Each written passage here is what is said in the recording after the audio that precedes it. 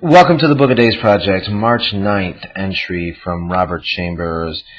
On March 9th, we have some interesting miscellanea for your consideration.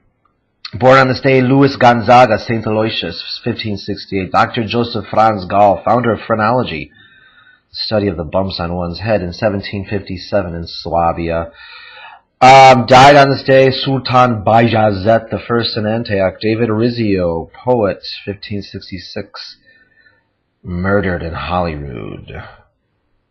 Cardinal Jules Mazarin, dead 1661 in Vincennes. And John Callis was broken on the wheel in 1762 in Toulouse. Let's make quick mention of the death of Cardinal Mazarin. Mazarin, an Italian by birth and a pupil of Richelieu, but inferior to his master, was the minister of the Regency during the minority of Louis XIV. He was more successful at the close of his career in his treaties of peace than he had been in his wars and former negotiations. A fatal malady had seized on the cardinal whilst engaged in the conferences of the treaties at Vincennes, and worn by mental agony, he brought it home with him to the Louvre. He consulted Grenot, the great physician, who told him that he had 2 months to live. This sad assurance troubled the cardinal greatly. His pecuniary wealth, his valuables and pictures were immense. He was fond of hoarding, and his love of pictures were as strong as his love of power, perhaps even stronger. Soon after his physician had told him how short a time he had to live, Brienne perceived the cardinal in nightcap and dressing gown, tottering along his gallery, pointing to his pictures and exclaiming, "Must I quit all these?" He saw Brienne and seized him. "Look," he exclaimed, "look at that Correggio! This Venus of Tiziano, that incomparable deluge of Carracci. Ah, my friend, I must quit all these. Farewell, clear pictures that I love so dearly, and that cost me so much." His friend surprised him slumbering once in his chair, at another time murmuring, "Grenot has said it, Grenot has said it." A few days before his death, he caused himself to be dressed, shaved, rouged, and painted, so that he never looked so fresh and vermilion in his life. In this state, he was carried in his chair to the promenade, where his envious courtiers cruelly rallied him with ironical compliments on his appearance. Cards were the amusement of his deathbed, his hand being held by others, and they were only interrupted by the visit of the papal nuncio, who came to give the cardinal that plenary indulgence to which the prelates of the Sacred College are officially entitled. Let's quickly make mention of Miss Linwood's exhibition of needlework. For nearly a half-century in Old Savile House were exhibited the gallery of pictures in needlework, which Miss Mary Linwood of Leicester executed through her long life. She worked her first picture when 13 years old. Genius, virtue, and unparalleled industry had for nearly 3/4 of a century rendered her residence an honor to Leicester. As mistress of a boarding house, her activity continued to her last year. In 1844, during her annual visit to her exhibition in London, she was taken ill, conveyed in an invalid carriage to Leicester, where her health rallied for a bit, but a severe attack of influenza terminated her life in her 90th year. She was benevolent, her disposition, her ample means having led her to minister greatly to the necessities and the poor and the destitute in her neighborhood. No needlework of ancient or modern times has ever surpassed the productions of Miss Linwood.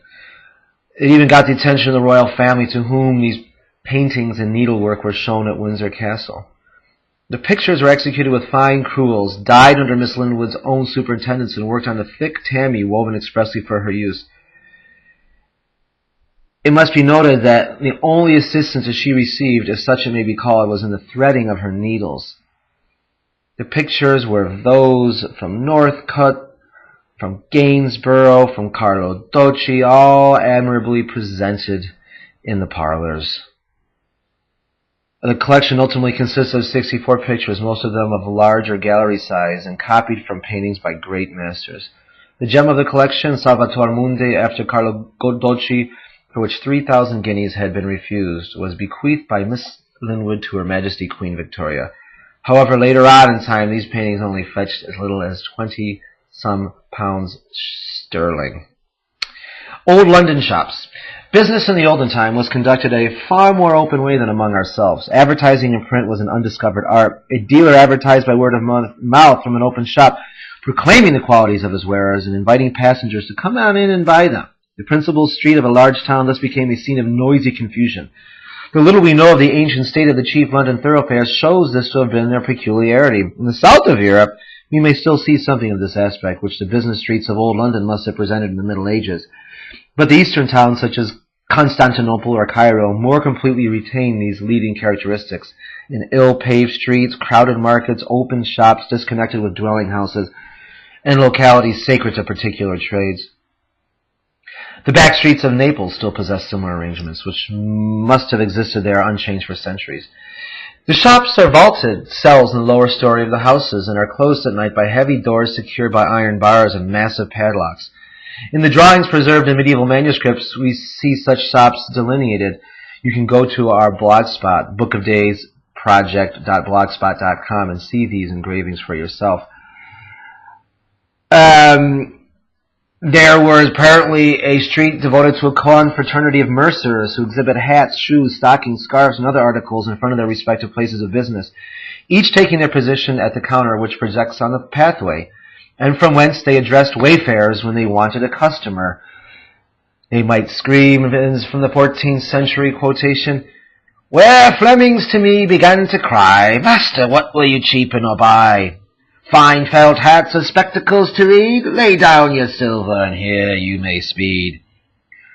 Lydgate goes on to describe the streets crowded with peripatetic traders. "Hot peascods," one began to cry, and others strawberries and cherries, while one bade me come near and buy some spice. But he passes on to Cheapside, then the great centre of trade, and named from the great mark or cheap, established there from the very early time. Quote, "Then to the cheap my steps were drawn, where much people I there saw stand. One offered me velvet, silk, and lawn. 'Here is Faris thread, the finest in the land.' Tempting as all offers were, his lack of money brought him safely through the throng." Quote, "Then went I forth by London stone, throughout all Canwick streets. Drapers much cloth me offered anon. Then comes me one cried, 'Hot sheep's feet.'" Among the crowd cried another, "Mackerel," and he was again hailed by a shopkeeper, invited to buy a hood. At the time, paving was unknown. Open channels drained the streets in the center, and a few rough stones might be placed in some favored spots, but mud and mire or dust and ruts were the most usual condition of the streets.